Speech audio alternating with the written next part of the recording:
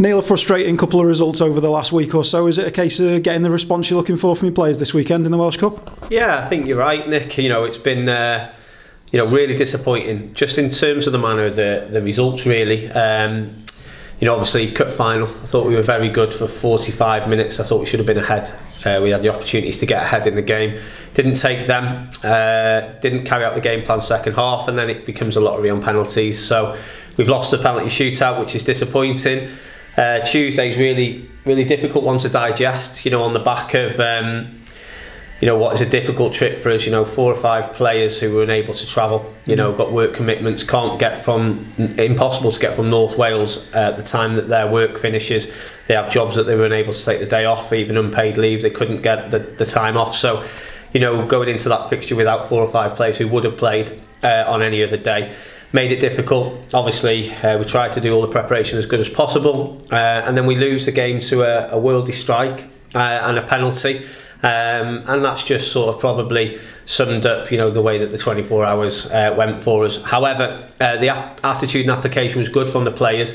We just lacked a little bit of quality again on the final third. It's something that we're really pushing to work on and improve, because I can't fault the players in terms of their attitude and their application and their effort and endeavours, working ever so hard. We're in 4 to 5 days a week, even though we're fully part-time. That's the contact level and time that we're putting in with the matches that we've had thick and fast. And I think looking at it, it's like 9 games in 41 days, and also 10 games that we prepared for, with the game being off at Haverfordwest when we travelled. So we're turning around every 4 days, which is difficult sometimes when you're losing the players that you're losing. So tough to digest those 2 disappointing results in 4 days. However, Connah Nomads Football Club, the way that we demand things, we want to be straight back at it. The players will be hurting. We'll train well tonight, and we'll try and put that right on Saturday.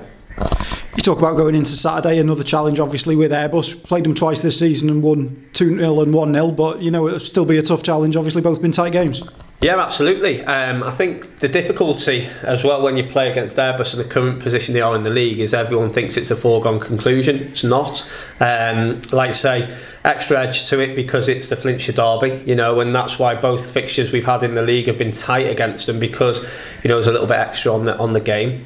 Also looking at it in terms of it being the Welsh Cup quarter-final, it's a stage that we got to, the football club got to last season and got knocked out, and so we want to go further than that. We want to go well in the Cup, having been to 1 Cup final already.